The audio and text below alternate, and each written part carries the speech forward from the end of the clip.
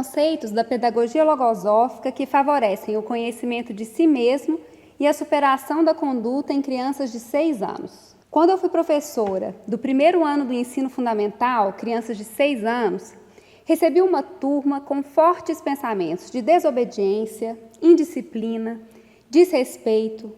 E esses pensamentos faziam com que a turma perdesse muito tempo na execução das atividades, fazia com que o ambiente da turma ficasse agitado e que acontecessem também muitos conflitos entre as crianças, entre os colegas. Frente a essa realidade, eu e a professora que trabalhava comigo na época ficamos pensando: o que fazer para poder auxiliar as crianças? Naturalmente que no dia a dia ocorriam situações que era necessária a nossa intervenção no momento da atuação dos alunos, uma correção individual, que é muito importante quando feita de forma oportuna, bondosa, discreta.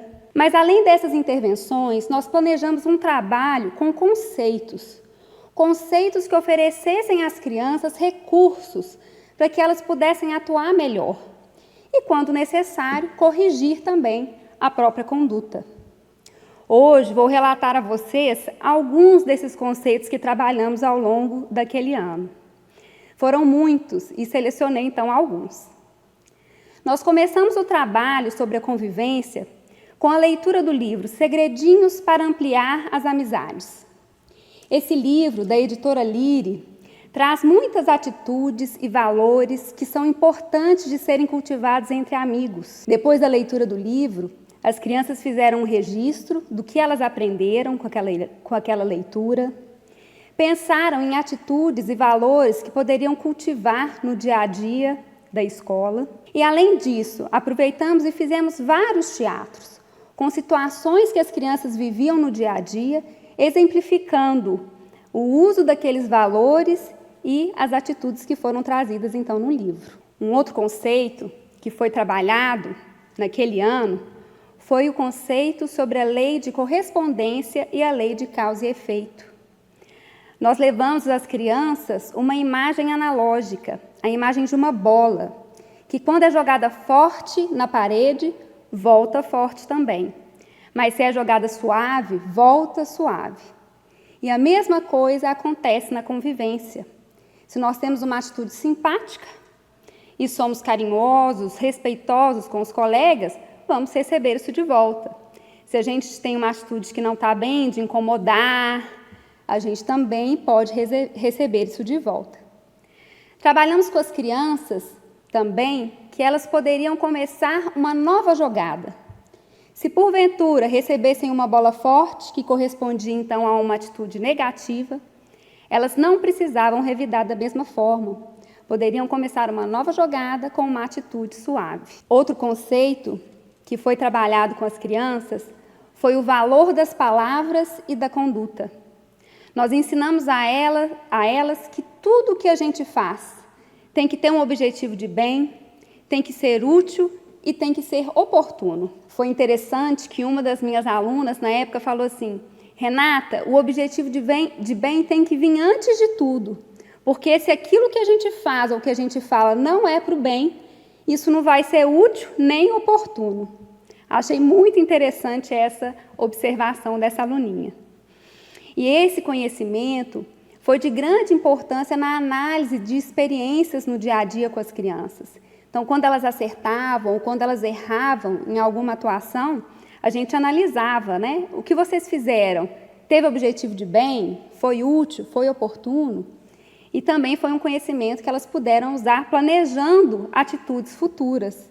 Ao longo do ano, um conceito que foi trabalhado e que permeou todo o trabalho foi o conceito de pensamentos. A pedagogia logosófica ensina que os pensamentos são entidades autônomas que atuam na nossa mente e a gente pode aprender a ter controle desses pensamentos. E para apresentar essa realidade, deixá-la mais palpável para as crianças, a gente levou para a sala a imagem de várias fisionomias. E mostramos para elas que, através das fisionomias, a gente consegue identificar também os pensamentos que estão na mente. Então, a gente levou fisionomias semelhantes a essas que estão na imagem e identificamos pensamentos de alegria, de tristeza, de medo, de timidez e isso deixou esse conhecimento um pouco mais palpável para elas. Ao longo do ano, a gente também trabalhou sobre a importância do cultivo da obediência e ensinamos a elas que devemos obedecer àqueles que querem o nosso bem. Então, o papai e a mamãe querem o nosso bem, a professora quer o nosso bem.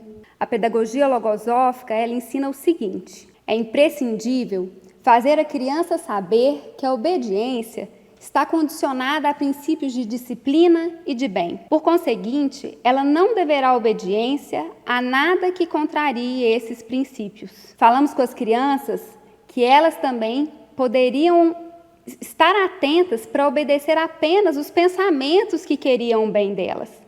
Então, se um coleguinha, por exemplo, chegasse perto delas e falasse para fugir da professora, aquele pensamento não queria o bem delas, não colaborava para que eles fossem melhores.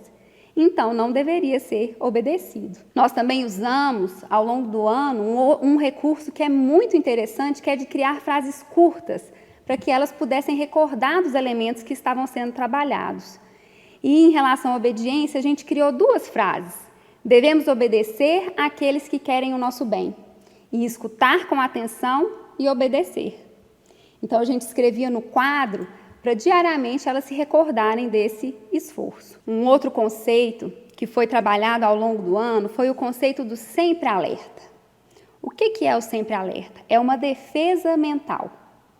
Então, nós ensinamos para as crianças que ao longo do dia eles tinham que estar sempre alertas e fizemos teatros encenando as situações que eles viviam no dia a dia. Então, quando eles viviam algum problema de convivência, na hora de resolver o problema, vinha aquela vontade de bater, plim! A gente até fazia esse barulhinho. Aparecia na mente o sempre alerta, mostrando que aquela atitude não estava boa e que eles tinham que escolher uma outra forma de resolver o problema. Vou ler para vocês o registro de uma das crianças sobre esse conceito que foi trabalhado. O sempre alerta é um freio dos pensamentos maus na mente. Um exemplo para usar ele é quando um colega fala mal de você, dá uma vontade de revidar, aí você liga o sempre alerta e não revida. Os conceitos que foram trabalhados ao longo do ano com essa turma ficaram muito presentes na vida das crianças. E eles tiveram a oportunidade também de divulgar esse conhecimento que eles receberam ao longo do ano. No final do ano, numa mostra de cultura e conhecimento, eles apresentaram um trabalho sobre o corpo humano, que foi um projeto realizado ao longo daquele ano, e não deixaram de apresentar o que eles aprenderam sobre a vida interna, sobre a vida que existe dentro deles, apresentando a imagem da bola, sobre a fisionomia, sobre o sempre alerta. E quais foram os resultados que nós observamos, então, ao longo do ano e no final do ano?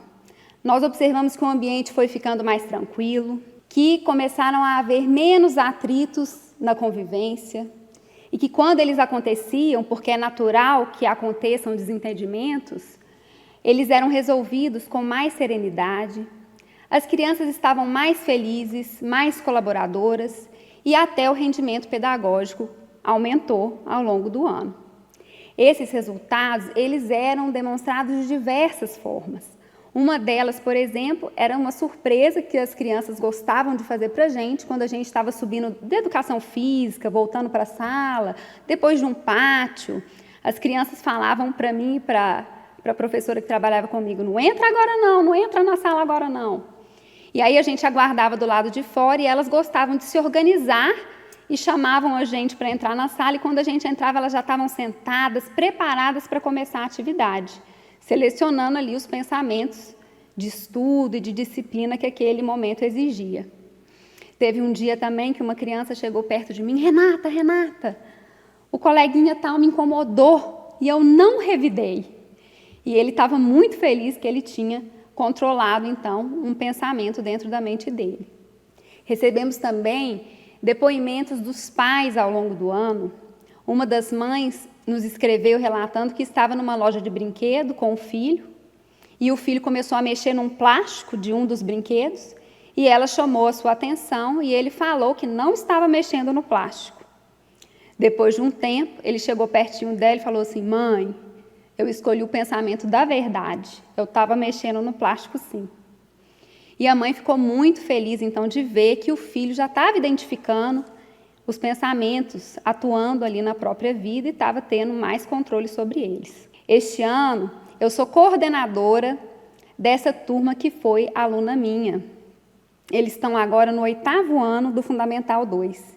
E eu tive a oportunidade de chamá-los e perguntar para eles se eles se recordavam de algo que eles tinham aprendido no 1º ano, quando foram meus alunos. E eu fiquei muito feliz quando eu vi que eles se recordavam de muitas coisas e de muitas imagens que eu havia trabalhado. Vou apresentar agora um vídeo para vocês com alguns depoimentos desse momento.